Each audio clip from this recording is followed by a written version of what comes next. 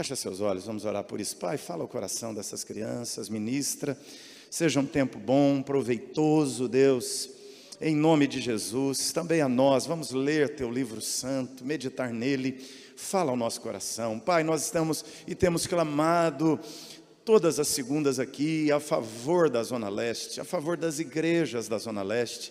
Queremos, Deus, o despertamento espiritual, queremos, Deus, ânimo, força nos crentes, queremos crentes intensos, ardentes, fervorosos. Ó Deus, é o nosso desejo, líderes, pastores, ó Pai, pessoas que estejam cheias do Espírito, cheias de graça e de fé. Ó Deus, anima, encoraja os que estão à frente das igrejas, livra dos escândalos, livra dos desvios doutrinários, livra, Deus, em nome de Jesus, das armadilhas das trevas e faz a Tua obra crescer, avançar, prosperar, Deus.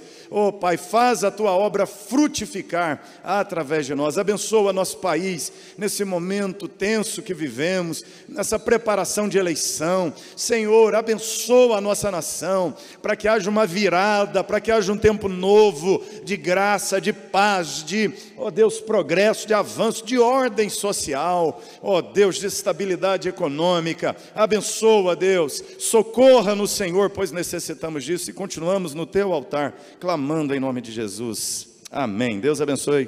Podem ir lá, vai lá com a tia Dani, com a Débora. Vamos ler a palavra, Apocalipse capítulo 20.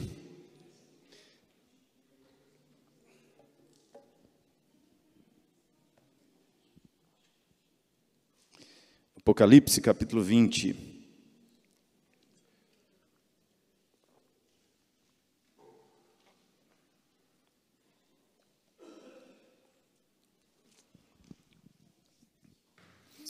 Apocalipse 20, e aqui estamos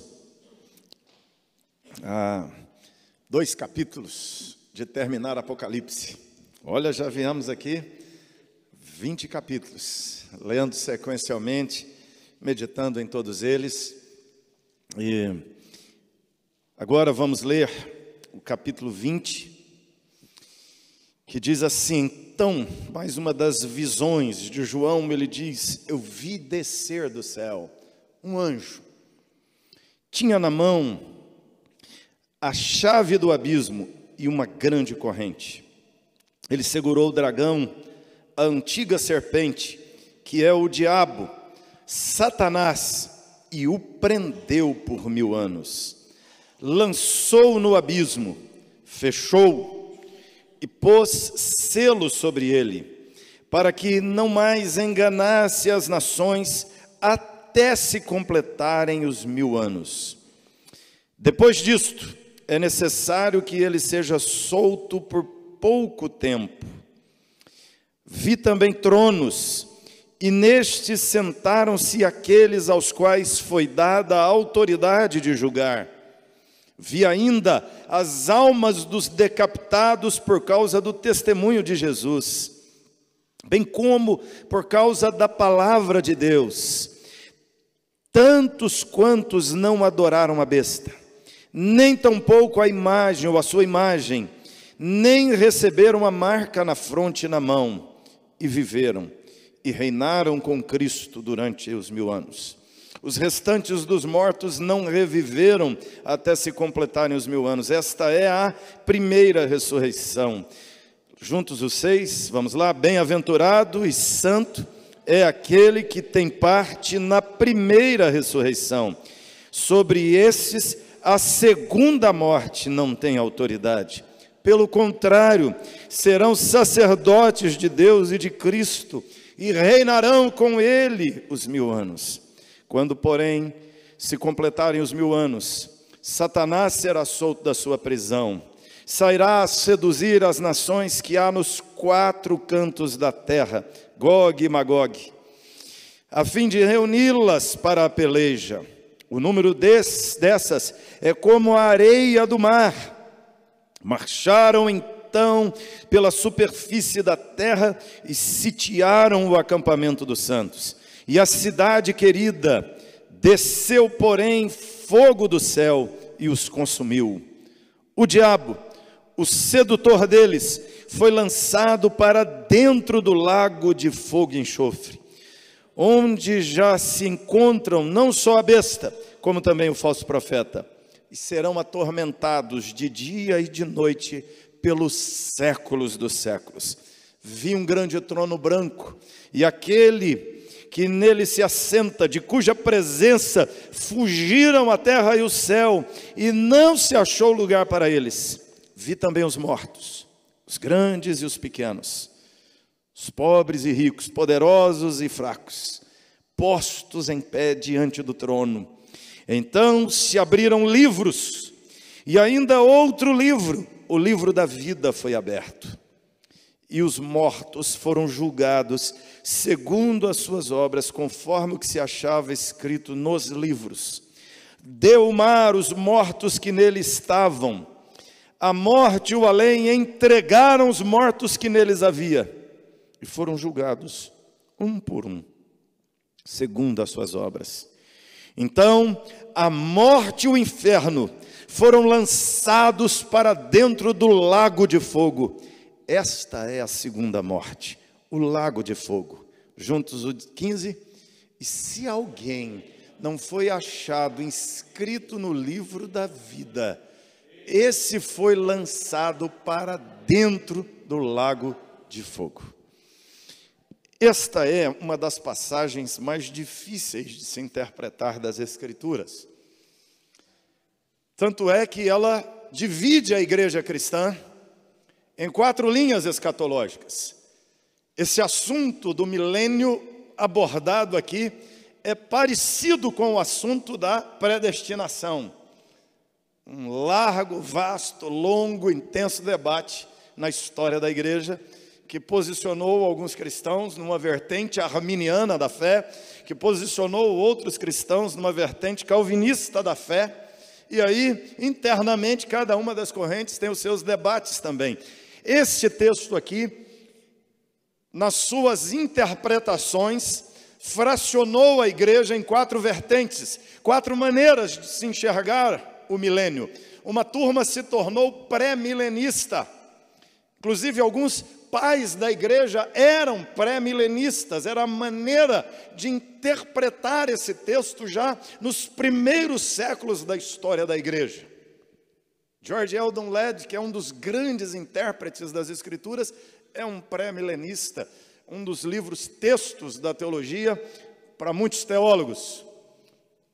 Pré-milenismo, como o nome já diz, pré-milenismo, pré quer dizer antes, ou seja, pré-milenistas entendem que este milênio aqui é um tempo especial no futuro, depois da primeira vinda de Cristo Jesus, que a história se desenrola, se desenvolve, e no finalzinho dos tempos, um pouco antes da vinda de Jesus, a humanidade experimentará a pior das tribulações, vivenciará os piores, mais dramáticos momentos de caos, de guerra, de perseguição, de violência, de loucura, insanidade na humanidade. E este momento de ardente tribulação culminará com a vinda de Cristo Jesus. E Cristo então vem para a terra e cessa essa grande tribulação, estabelecendo um milênio de paz, de harmonia, de tranquilidade sobre a face do planeta. E no final do milênio, Cristo Jesus finalmente solta Satanás, e aí Satanás então volta a promover o caos e a desordem, e há essa grande batalha do Armagedon, essa guerra final. E aí, definitivamente, o juízo final acontece. Essa é uma interpretação clássica acerca da maneira como se dará esse tempo descrito aqui no capítulo 20, onde um anjo desce do céu com uma corrente na mão, aprisiona Satanás no abismo e estabelece um reino de Cristo na face da terra. Um outro grupo de intérpretes é pré-milenista, mas este primeiro é clássico ou histórico. Uma outra linha de interpretação é pré-milenista dispensacionalista. Os pré-milenistas dispensacionalistas tem uma outra percepção, uma leitura que na verdade já começa da história inteira, não somente aqui, Apocalipse 20, mas eles releem a Bíblia de acordo com uma outra ótica, onde a Bíblia está dividida em 7 dispensações: inocência, consciência, governo humano, e vem o período da lei, vem o período da graça, e vem finalmente o período do reino. Assim eles dividem a história em 7 momentos, em 7 etapas: inocência, consciência, governo humano, e assim a história vai se desenvolvendo. Eles dizem, há um primeiro momento, que é aquele da inocência, onde Adão e Eva reinam no planeta Terra, e a ordem é não comer, não pecar, crescer, multiplicar, mas a humanidade fracassa, falha.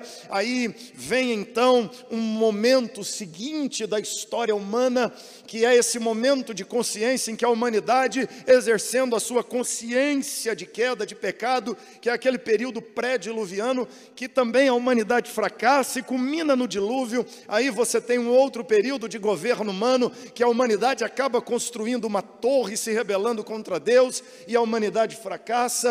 E aí você tem um outro momento na sequência, e aí você vem com a lei de Deus, e Deus estabelece a lei para o homem, e o homem vai ser salvo, vai chegar a Deus através da lei, mas o homem não consegue cumprir a lei, fracassa também. Aí você tem, por causa de todos estes fracassos humanos, esse momento, que é o momento que nós vivemos. E nesse momento que nós vivemos, é o chamado momento da graça. Muito parecido com o terceiro momento, que é o momento da promessa, aquele período de Abraão, Isaac, Jacó, mas que o homem também não consegue cumprir a sua promessa, e Deus estabelece a lei porque o homem não cumpre a promessa, e então vivemos nesta era chamada da graça, que culminará com a última das dispensações, que é essa dispensação do reino. Cada dispensação, como por exemplo, aquela dispensação do governo, a dispensação da consciência, dura cerca de 1.700 anos, a dispensação da lei mais ou menos 1.500 anos, então cada uma delas é dividida em um tempo assim. É uma leitura muito complicada da Bíblia e do Novo Testamento, mas é, na verdade, a maneira de interpretar mais difundida nos nossos dias. Por causa, você assistiu aqueles filmes deixados para trás? Pois é, deixa para trás essa interpretação, tá bom? Deixa para lá. Aquele negócio é um caos, é uma confusão, tem pouquíssimo de Bíblia ali. A única coisa de Bíblia que tem mais lá é que Jesus vai voltar de fato. Nisso eles acertam. Mas tem os livros, o filme, deixados para trás, e muitos cristãos assistiram o filme. Aquele conceito, ou este conceito, é baseado no darbismo, que é uma ideologia a partir de 1800, de um sujeito que diz que a igreja, que é aquela bola da vez da dispensação da graça, que a igreja é um fracasso também, que assim como nas outras dispensações, cada um fracassou, na dispensação da graça, a igreja fracassou, e Jesus não está na igreja, e o darbismo é um movimento anti-igreja. De lá que nasceu essa turma que você pergunta, que igreja que você é? Ele fala, sou da igreja de Jesus. Ah, mas qual é o nome dela? Não tem nome, é a igreja de Jesus. Aonde que é a sua igreja? Não, está por aí, São Paulo. Você vai encontrar essa turma por aí. São os herdeiros do darbismo. De Darby, um sujeito chamado Scofield, J. Scofield, escreveu no rodapé da Bíblia algumas observações. E foi a primeira Bíblia anotada, a Bíblia comentada, a Bíblia de Scofield. Alguém tem? Joia. Leia bem criticamente. Não precisa jogar fora não, mas se quiser apagar as notas de rodapé, pode, né? Faz umas observações no rodapé. Scofield é quem pega esse modelo e aplica ali no rodapé da Bíblia. Muita gente lê o texto e lê a nota de rodapé. Aí acha que o que está no rodapé também é Bíblia. Presta atenção. Nem a de Genebra, o que está no rodapé é Bíblia, entendeu? O que está no rodapé são anotações de alguém que interpretou o texto. Não é a interpretação final autorizada. Não é isso. Tá? E a Bíblia de Scofield, por estar no rodapé, muitas pessoas acabaram aderindo a essa forma de pensar. O pré-milenismo dispensacionalista complica um pouco mais, porque aquela tribulação que o pré-milenista acha que vai acontecer um pouquinho antes da vinda de Jesus, bem intensamente, ele joga para depois da vinda de Jesus. Que na verdade você tem a primeira vinda de Jesus, a segunda vinda de Jesus, no pré-milenismo dispensacionalista. Cristo vem, mas ele não desce na terra. Ele fica no céu, arrebata a igreja para o céu, aí nós teremos 7 anos de tribulação na terra. Eles são pré-milenistas, pré-tribulacionistas, porque Cristo vem antes da tribulação. E leva a igreja para o céu, e a igreja não passa a tribulação. E aí, durante 3 anos e meio, a terra tem um grande líder, um pregador, um expoente da palavra, e judeus acreditam nele, ele parece que é uma espécie de Messias, mas depois de 3 anos e meio ele se revela como o anticristo, e finalmente, nos outros 3 anos e meio, um caos, a desordem, os judeus se rebelam, uma grande guerra, uma confusão, aí Cristo volta, a terceira vinda de Cristo é depois. E aí finalmente Cristo vem e instaura o milênio na terra. Então eles creem também no milênio dessa forma. A terceira maneira, você guardou aí, não é? Pré-milenista, histórico, pré-milenista dispensacionalista, que é essa turma que divide em 7. No final, Jesus vem, mas a igreja é arrebatada, fica com Cristo 7 anos no céu, depois Jesus faz a terceira vinda, aí desce finalmente o milênio na terra, no final do milênio causa desordem, e você percebe que mais uma vez a 7ª dispensação termina com fracasso, e aí é o pior de tudo, que é o fracasso do reino de Jesus na terra. É complicada essa linha de interpretação. E alguns bons teólogos, como o próprio John MacArthur, é dispensacionalista. Acredite se quiser, mas é, né? Mas está lá. A terceira vertente é a pós-milenista. Pós-milenismo significa que Cristo voltará quando? Depois do milênio, é pós. Então, pós-milenismo, Cristo vem depois do milênio. Ou seja, eles entendem que nós pregaremos o Evangelho. Hoje, 1/3 da população mundial é cristã. Eles acreditam que um dia nós pregaremos o Evangelho, e aí então 2/3, alguma coisa assim ou mais, da população da terra será cristã, e o cristianismo prevalecerá e produzirá na terra então uma era dourada, em que a terra terá paz, justiça social, e não vai ter roubo, e as coisas vão ser assim harmoniosas, e nós viveremos sobre a face da terra, num milênio produzido pela própria igreja de Cristo Jesus, pregando o evangelho às nações, as nações se convertendo a Cristo, e o evangelho prevalecendo sobre a terra, de tal forma que aí Cristo vem para um reinado de mais ou menos 1000 anos, produzido pela igreja. Isso é fruto de um positivismo, de um iluminismo, isso é fruto de um otimismo do século XVII, do século XVIII, principalmente, né, em que havia um otimismo muito grande na humanidade, e as pessoas achavam, e o próprio avanço científico, a explosão das universidades, do conhecimento científico, a humanidade se torna altamente otimista, e as pessoas diziam que até mais ou menos no século XX nós teríamos comprimido para a morte, não existiriam mais guerras na face da terra, que não haveria mais injustiça, haveria igualdade social sobre a face da terra. Nós chegamos no século XXI, você já tomou um comprimido para a morte? Conhece? Nós já passamos do 20.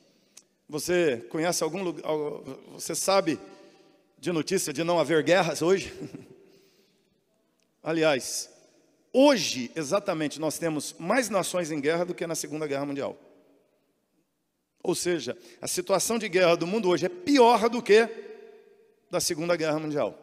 Nós não temos guerra na proporção das guerras da Segunda e da Primeira Guerra Mundial. Mas a situação de caos, de morte no mundo hoje é pior do que a Segunda Guerra Mundial. Hoje, no tempo que nós vivemos, a igualdade social é tão maravilhosa que 1% da população do mundo hoje é dona de 99%, é dona da mesma riqueza que 99% do restante da população. Ou seja, 1% das pessoas no mundo são donas de uma riqueza maior do que do restante dos 90%. 8 homens no mundo são donos de riqueza maior do que de metade da população da terra. 8 homens apenas. Isso é a igualdade social que nós conquistamos na nossa grande evolução como humanidade. Então, você já descarta isso também, não é? Não esperamos um milênio na terra produzido pela igreja. Quarto lugar, a quarta vertente é o amilenismo. Que, na verdade, o nome não é um nome perfeito, correto, para descrever o pensamento, porque amilenismo significa contra-milênio. Contra-milênio não é o que o movimento é, ou seja, na verdade, o termo mais correto seria milênio realizado. O milenismo de um milênio realizado, ou seja, é uma linha de pensamento que entende que aquilo texto que João está vendo não é uma ideia literal, um anjo descendo do céu, pegando uma corrente, acorrentando um espírito chamado Satanás, colocando no abismo, e aí então estabelecendo 1000 anos de governo presencial de Cristo na terra fisicamente. Não é essa a ideia. O Apocalipse pode ser interpretado de diversas linhas de pensamento, uma delas a simbólica. Tem o preterismo, e assim tem várias linhas de interpretação de Apocalipse, com uma turma que diz que tudo é passado, uma turma que entende que Apocalipse tudo é futuro, e uma turma que entende que em Apocalipse tudo é símbolo, e uma turma que entende que Apocalipse nada é símbolo, tudo é literal. Então, ele imagina mesmo um anjo descendo do céu, amarrando Satanás com uma corrente. Já começa a ficar estranho, não é? Como que amarra Satanás com uma corrente? Satanás é um espírito. É uma corrente mágica. É o laço da Mulher Maravilha, deve ser. Não é isso, ou seja, nós não podemos enxergar em Apocalipse literalidade aonde há símbolo. De onde vem a ideia de amarrar Satanás? Vem de Jesus. Vem do próprio Senhor Jesus, quando em Lucas capítulo 11, versículo 20, diz assim o texto da palavra do Senhor: se porém eu expulso os demônios pelo dedo de Deus, certamente é chegado o reino de Deus sobre vós. Quando o valente, bem armado, guarda a sua própria casa, ficam em segurança todos os seus bens. Sobrevindo, porém, o mais valente do que ele, vence-o, tira-lhe a armadura em que confiava e lhe divide os despojos. A mesma narrativa em Mateus 12, 29, Mateus descreve assim: ou como pode alguém entrar na casa do valente e roubar-lhe os bens, sem primeiro amarrá-lo, e então lhe saqueará a casa? A mesma coisa, Marcos capítulo 3, 27 fala: como entrar na casa do valente para roubar-lhe os bens, sem primeiro amarrá-lo, só então lhe saqueará a casa. Do que o texto está falando? De quando Jesus expulsou o demônio de um cara, de um cidadão que era surdo, que era mudo, não conseguia falar. Jesus expulsa o demônio, ele volta a falar, e então as pessoas começam a dizer, os fariseus que estão ali, é pelo poder do maioral dos demônios que ele expulsa os demônios. Jesus então vira para eles e diz: como pode Satanás expulsar Satanás? Se o reino dele estiver dividido, ele não pode sobreviver. E aí Jesus então diz, usa essa expressão: se eu expulso os demônios pelo dedo de Deus, é um sinal de que o reino do céu chegou até vocês. E aí Jesus então lança essa figura: não é possível saquear os bens da casa do valente sem primeiro amarrar o valente, ou vencer o valente, ou subjugar o valente. Então, a ideia aqui do texto de Apocalipse 20, na perspectiva milenista ou do milênio realizado, é que o que está acontecendo, ou que o que o texto está narrando, é a primeira vinda de Cristo Jesus, que Cristo Jesus vem e Cristo Jesus subjuga Satanás, que essa figura de um anjo que pega o dragão e amarra o dragão num abismo, é a figura de Cristo Jesus que vem e vence Satanás. Você se lembra que Cristo foi ao deserto, foi tentado pelo diabo no deserto, mas o que aconteceu no deserto? Quem ganhou? Quem venceu? Satanás tentou Adão e Eva no jardim e venceu Adão e Eva e transforma o jardim num deserto. Jesus vem no deserto e vence o diabo que venceu a humanidade. Lá no deserto, Cristo Jesus luta com o diabo, a luta da tentação do Éden, que nós caímos. E Cristo Jesus é um novo ser humano, é o primeiro ser humano, é a primícia da humanidade, é o protótipo de humano que Deus quer, que vence Satanás. E depois que Jesus vence Satanás, ele sai do deserto e vai para a sinagoga. O primeiro sinal que Jesus faz é expulsar um demônio. Por que Jesus expulsa demônio? É um sinal do poder de Jesus sobre o poder das trevas. Então, o que nós entendemos dessa passagem da Escritura, numa perspectiva mais de milênio realizado, é que na primeira vinda de Jesus, ele inaugura o milênio. Cristo vem, subjuga Satanás e derrota Satanás. Lembra, é um símbolo. Quando o texto diz que Satanás foi amarrado, significa que ele foi subjugado. Eu não sei se você já entrou num lote com um cachorro amarrado, com uma corrente amarrada no arame, já? O cachorro pode correr no quintal inteiro, mas só no limite do alcance da corrente e do arame. Ou seja, o amarrar Satanás aqui não é como entendem, até alguns amilenistas entendem errado. Eles dizem que Satanás não atua mais no planeta Terra. Satanás foi amarrado e banido do planeta. Erro. Não é isso, é símbolo. O símbolo é: Satanás foi subjugado pelo poder, pela presença do Rei dos Reis, o Senhor Jesus. O Verbo se fez carne e entrou na terra. E o Verbo de Deus subjugou o valente, para impedi-lo de seduzir as nações, como ele as seduzia no Velho Testamento. Quando você olha para o mundo do Velho Testamento, havia uma dominação das trevas, as nações estavam mergulhadas no caos. Você olha para a Babilônia, olha para os cananeus, você olha para os filisteus, você olha para os amonitas, você olha para os persas, você olha para os gregos, você olha para os romanos. O que prevalece é o satanismo, o que prevalece é o sacrifício de vidas humanas às divindades. O que há são trevas, é a promiscuidade, é a libertinagem sexual, é a violência, é o caos, porque Satanás cegou os olhos das nações. Só em Israel há luz, mas o judeu não foi pregar o evangelho para as nações. Ainda que o Salmo 96 dissesse: anunciai entre as nações a sua glória. Israel nunca fez isso. Por que Israel nunca fez isso? Porque a missão não é de Israel, a missão é da igreja. Então Cristo Jesus vem, subjuga Satanás. Por isso Jesus, no final do seu ministério, diz: todo poder me foi dado no céu e na terra. Então eu ordeno: vão, ide, vão por todo mundo, pregue o evangelho aos persas, aos medos, aos gregos, aos romanos, aos chineses, aos indianos, aos paquistaneses, aos povos africanos. Pregue o evangelho a todas as nações da terra, porque todo o poder na terra foi dado a Cristo Jesus e o reino dele chegou. O reino dele está entre nós. Ele instaura seu reino, que ele mesmo disse, é como um grãozinho de mostarda, pequeno, mas que vai se expandindo. Que é como o arrastão da rede que joga, puxa todo tipo de peixe. E aí Jesus o tempo inteiro pregava: o reino dos céus é assim, o reino dos céus é assim, o reino dos céus, o tempo inteiro, porque ele está dizendo: o reino do céu chegou. É chegado o reino dos céus.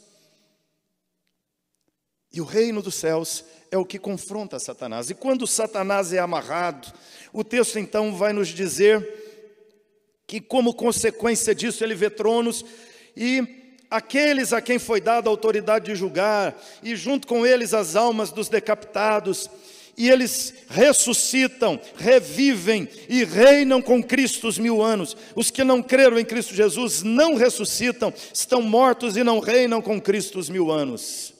E aí ele vai nos dizer, versículo 6, que aquele que tem parte na primeira ressurreição é bem-aventurado. Ou seja, o que é a primeira ressurreição? Primeira ressurreição, aqui é a linguagem de Paulo em Efésios.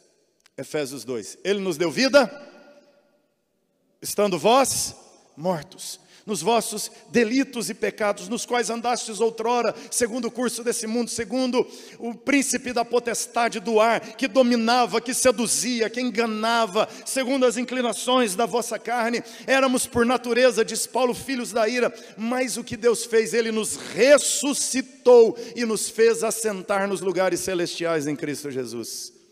Nós revivemos, nos assentamos nos lugares celestiais em Cristo Jesus e reinamos como igreja com Cristo Jesus. É isso que quer dizer, Ele nos fez reino e nos fez sacerdotes. Gente, eu gosto dessa maneira de entender esse texto, porque para mim esta é a maior base missionária que existe na Bíblia. Que Cristo chegou, instaurou o milênio e disse para a igreja: vá e prega o evangelho no mundo inteiro, e não tem uma nação aonde o evangelho não entrará, porque Cristo Jesus tem todo o poder e toda a autoridade. É assim. Olha que coisa linda, na Arábia Saudita, 1910, nós tínhamos notícia de 50 cristãos. A última estatística da Arábia Saudita é que nós temos 1.600.000 cristãos. Lá na terra do Maomé. O evangelho está crescendo. Já pensou? Igreja Presbiteriana de Meca, que coisa maravilhosa. Pode ser lá, Assembleia de Deus de Meca, Igreja Batista em Meca. Já pensou que coisa gloriosa? Pois é, não há lugar nessa terra onde Satanás possa impedir a igreja de crescer, porque o reino de Cristo chegou na face da terra. E ele foi subjugado por Cristo Jesus. Então,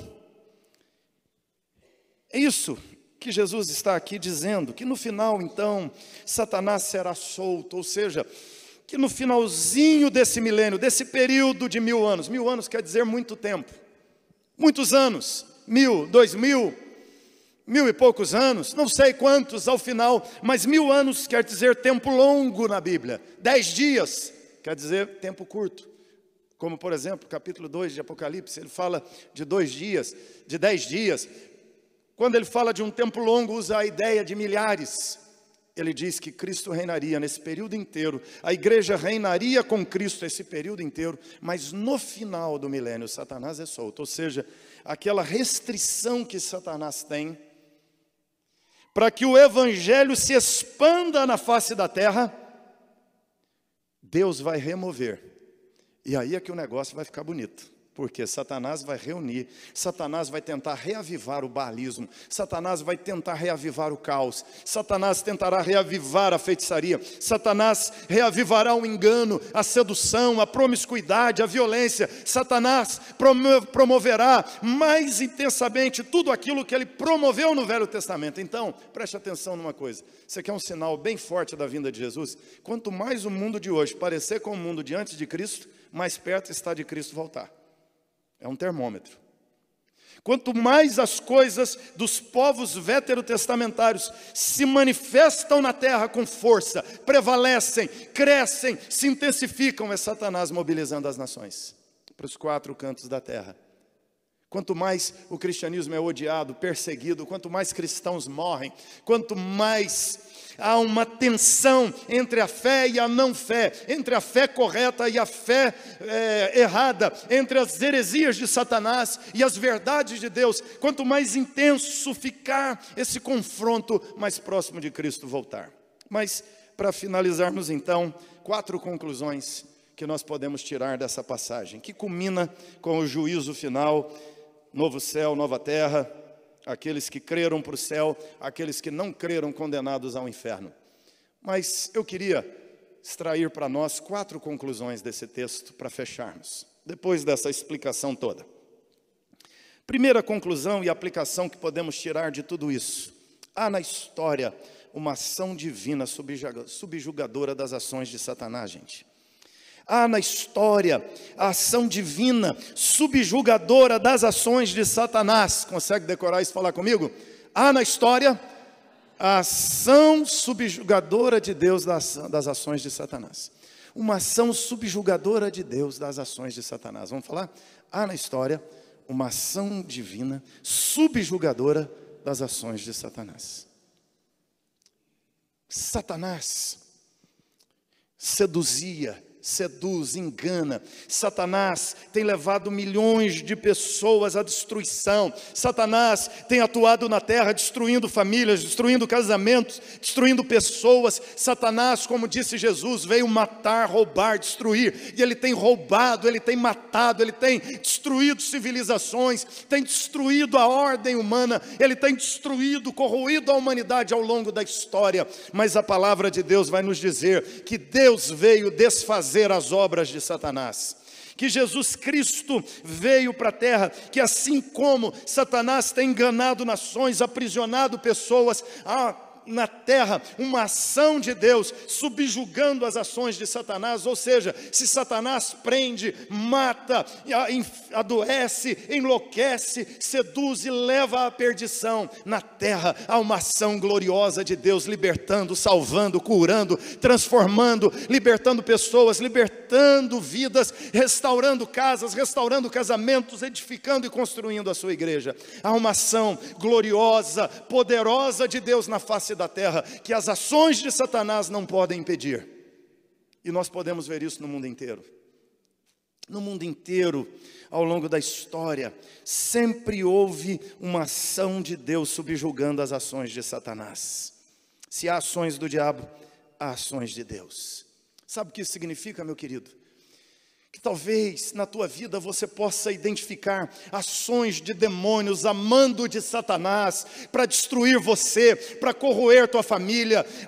Aquele ambiente pesado no teu lugar de trabalho, onde você percebe presenças sobrenaturais, malignas, oprimindo, aprisionando aquele ambiente. Talvez você perceba isso na escola, mas em nome de Jesus, se levante contra toda a fortaleza das trevas, porque através de você acontece uma ação divina subjugando as ações de Satanás. Há uma ação gloriosa de Deus subjugando as ações enganadoras de Satanás. Creia nisso. Há uma ação gloriosa de Deus na face da terra. Para tudo aquilo que Satanás faz, há uma ação soberana, suprema de Deus. Por isso, a palavra de Deus ensina um princípio tão simples: resistir ao diabo e ele... Vamos forte? Resistir ao diabo, fugirá. Sujeitai-vos a Deus, entenda o reino, o senhorio de Jesus sobre a sua vida. Se submeta a Deus, abrace a fé, creia em Jesus, entregue sua vida a Ele, sirva-o, siga-o, ame seus mandamentos e resista a Satanás. Ele vai ter medo de você.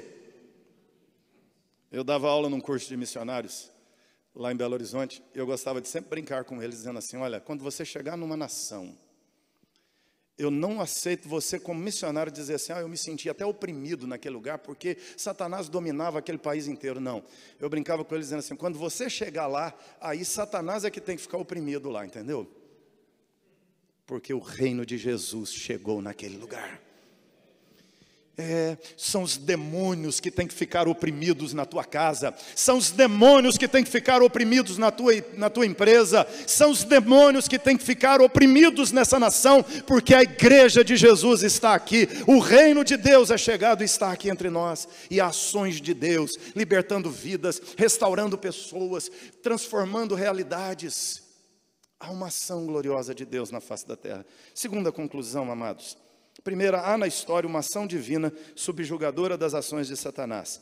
Segunda conclusão, há na terra um povo vencedor das obras de Satanás. Vamos falar? Há na terra um povo vencedor das obras de Satanás. Olha que conceito lindo o texto nos dá.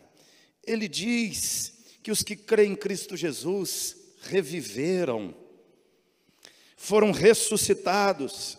É o símbolo, mesmo símbolo que Paulo diz em Efésios: ele nos ressuscitou, nos fez assentar nos lugares celestiais. Olha que coisa extraordinária. Efésios 1:20, Paulo diz assim: e Deus exaltou Jesus, ele deu nome acima de todo nome, e o colocou acima de todo principado e potestade. E o nome de Jesus, como cantamos, é poderoso. O nome de Jesus está acima de todo nome. Tem o nome de Satanás, tem o nome de grandes governantes, tem o nome de vários demônios, mas o nome de Jesus está acima de todos eles, e todos os nomes abaixo do nome de Jesus estremecem diante do dele.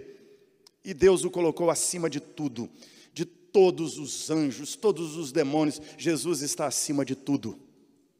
Agora, se você ler Efésios 2:6, olha o que Paulo diz que Deus fez. Que Deus nos ressuscitou pela graça e nos fez assentar nos lugares celestiais em Cristo Jesus, acima de todo principado e potestade. Você estava debaixo dos pés de Satanás, dominado pelo pecado, nas trevas, cego, morto, enganado, mas Cristo Jesus te resgatou, te regenerou, te transformou, te resgatou de debaixo dos pés de Satanás e te colocou em Cristo Jesus, e agora em Cristo Jesus você está acima do poder de Satanás. Entende esse conceito? Quem tem que ter medo de quem? Quem que tem que ter medo de quem, gente? É a igreja que tem que ficar com medo do diabo? São os crentes que tem que ficar morrendo de medo de Satanás? Não vou nem pregar. Um dia eu escutei o cidadão falando isso. Eu não vou nem pregar o evangelho, porque quando a gente prega tem retaliação. Que evangelho que você está pregando? É o de Jesus? É. Então, pois é, a retaliação é com Jesus. Eu vou pregar. Aliás, se eu não pregar, aí que a retaliação é feia. Aí é pecado. É desobediência, porque o Senhor dos Senhores disse: vão e preguem, façam discípulos, estabeleçam igrejas. O Senhor Jesus é quem disse à igreja agora: cresça e multiplique na face da terra. Essa é a nossa missão. E as portas do inferno não vão ficar de pé, elas vão cair, e o príncipe das trevas não poderá fazer nada, porque o Senhor dos Senhores, o Rei dos Reis, colocou os pés sobre a cabeça dele e disse: fique aqui, não atrapalha meu povo pregar o evangelho. Os demônios correm enlouquecidos, tentando impedir, fazer, mas Cristo Jesus limita a ação do diabo. Ele não pode nos impedir, amados. Há um povo que vence o poder das trevas. Há um povo que vence o poder do maligno da face da terra. São estes que reinam com Cristo Jesus. Entenda, ser cristão é reinar com Cristo sobre a face da terra. O texto diz aqui: julgarão. Sabe o que é julgar? Lembra de Juízes? O que os juízes faziam? Julgavam. O que era julgar? Julgar é trazer Deus à vida, é levar os conceitos de Deus, é dizer: não pode. O contrário disso em Juízes era: cada um fazia conforme bem lhe parecia aos olhos. Deus levantava então os juízes para dizer: não é conforme o teu olhar, não é conforme o teu entendimento, não é do jeito que te dá na cabeça, é do jeito que Deus revela, é do jeito que Deus ensina, é conforme a lei de Deus. Então você é juiz nessa face da terra. Você é juiz para dizer o que é certo e o que é errado. Quem diz o que é certo e o que é errado não é a psicologia. Quem tem a voz do que é certo e do que é errado não é o Senado, não é a Câmara dos Deputados, não é o Supremo Tribunal dessa nação. Quem diz o que é certo e errado não é a ONU. Quem diz o que é certo e errado não é a Unicef, não é o Ministério da Educação. Quem diz o que é certo e o que é errado não é a ciência. Quem diz o que é certo e errado é Jesus, que é a verdade, a vida e o caminho. É a lei de Deus, é a palavra de Deus, e você foi posto como juiz para julgar, se necessário for, o Supremo Tribunal, com a palavra de Deus, com a verdade revelada na Escritura. Você é juiz, reina com Cristo, para dizer o que é certo e errado nesse mundo. Esse, amados, é o ensino da palavra de Deus. Como nos dias de Elias, que Elias ora a Deus dizendo: Senhor, mataram teus profetas, eu fiquei sozinho. Aí o que Deus falou com Elias? Não está sozinho não, Elias. Tem 7.000 joelhos que não se encurvaram a Baal. Ou seja, o tempo inteiro na história Deus tem os que reinam com Ele. Os seus juízes, os seus seguidores. Em todo o mundo há aqueles que têm aprendido a não se encurvar diante do domínio de Satanás. Que têm permanecido firmes na fé. Que têm permanecido firmes no Evangelho. Eu não sei se você ora pela Coreia do Norte. Ora? Eu oro. É o país que mais persegue cristãos no mundo. Mas o mundo vai ter uma surpresa.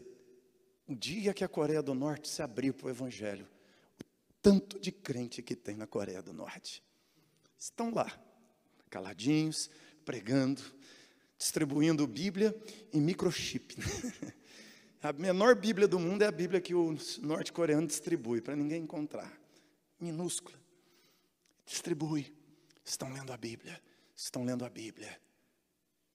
Mas mesmo lá, onde centenas, milhares de cristãos são executados quando descobertos, mas eles derramam o sangue de um. Como disse Nero, o sangue de um cristão é a semente para brotar novos cristãos na face da terra. Eles matam. Como daqueles 21 egípcios, libaneses, que foram mortos ali na Líbia. Foram decapitados na praia. O vídeo correu por aí. A água do mar suja de sangue daqueles irmãos.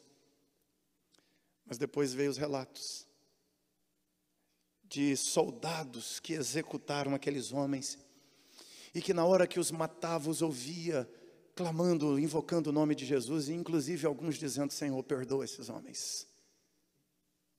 E diante de um pedido desse a Deus, alguns perderam sono, não dormiram, perturbados, dizendo: que povo é esse que a gente mata e ele pede para Deus perdoar a gente? E aí o sujeito mata o cristão, e ele vira o cristão que ele matou, não é? Porque tem um povo nessa terra que vence a obra do diabo, não importa o que o diabo faça. Terceira conclusão. A primeira, há na história ações, a ação divina subjugando as ações de Satanás. Há na terra um povo vencedor das obras de Satanás. Porque, amados, também há no céu um Deus poderoso que vencerá absolutamente Satanás. Há nos céus um Deus poderoso que vence Satanás. Vamos falar? Há no céu um Deus poderoso que vence Satanás. A vitória de Deus sobre Satanás está decretada, está declarada.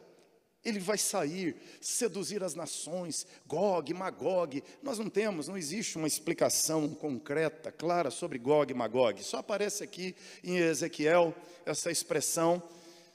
Nas pesquisas sabe-se de um rei na Ásia Menor que tinha esse nome. Mas talvez ele ilustre aqui um grande exército desse rei invadindo uma pequena cidade, dizendo: será como a invasão de Gog e Magog, um grande exército se levantando para esmagar a minoria, que são os seguidores de Cristo Jesus. Hoje, por exemplo, na face da terra, 2,4 bilhões de cristãos, e boa parte desses cristãos não são nem cristãos de verdade, né?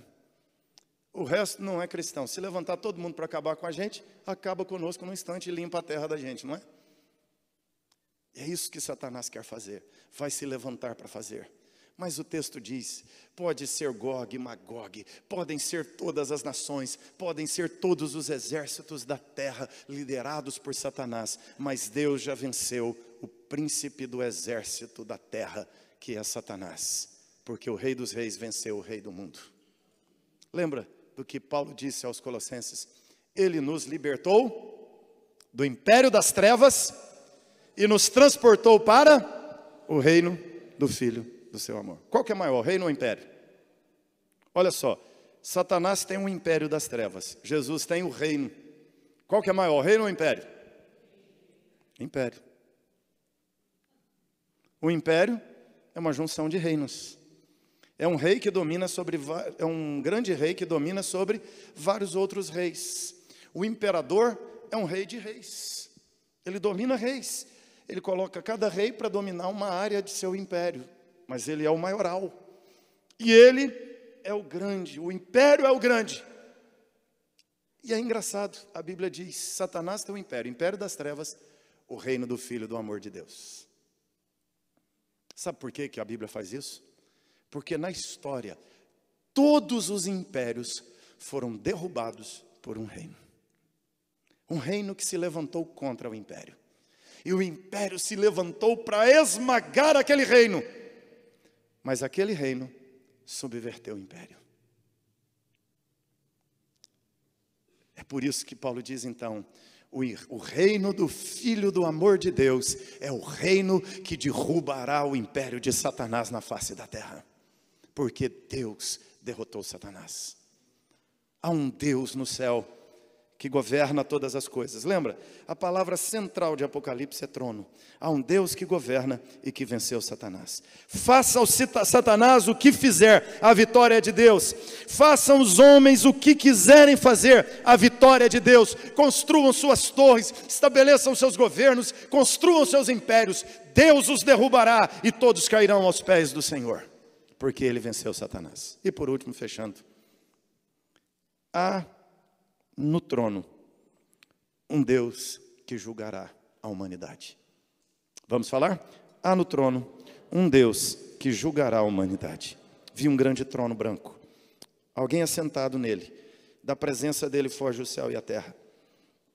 Ele vê os mortos, grandes, pequenos, poderosos, ateus, hindus, budistas, muçulmanos, cristãos, falsos, superficiais, de pé diante do trono. Crentes, verdadeiros, de pé diante do trono de Deus.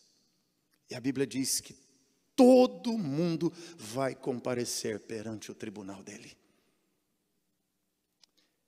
E ele então, diz o texto, abre livros, a história de todo mundo, e na história de alguns não tem Cristo, e na história de outros tem Cristo Jesus.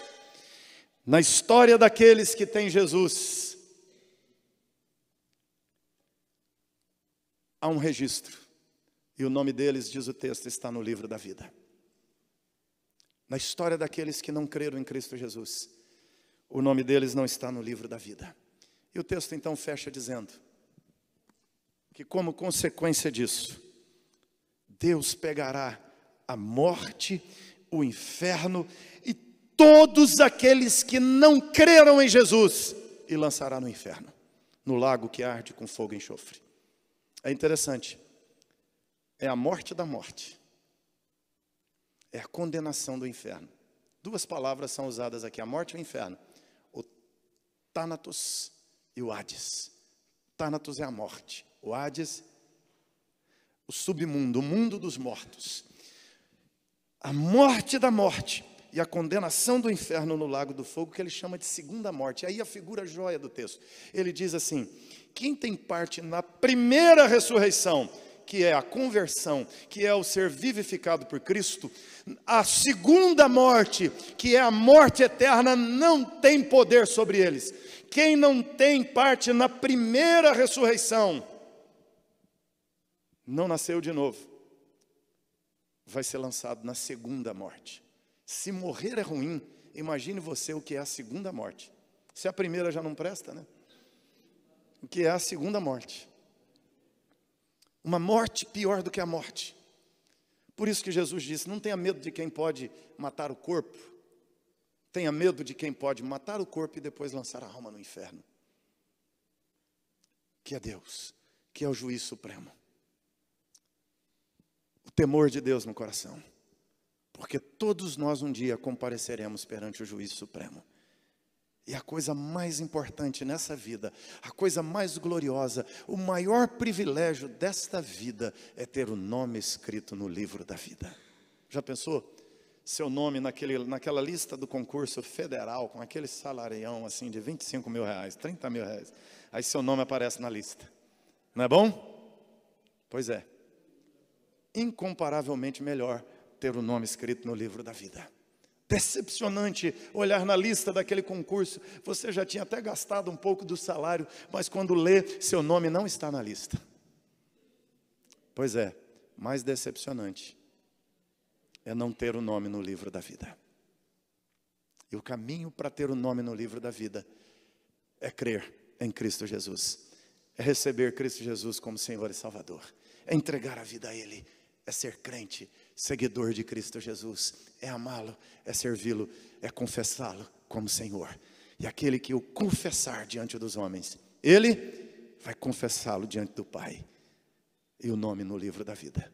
Maior honra, servir Cristo Jesus na face da terra, ser crente e amar o Senhor Deus. Essa é a verdade revelada em Apocalipse 20, amados. Esse é o reino de Cristo, já está em andamento.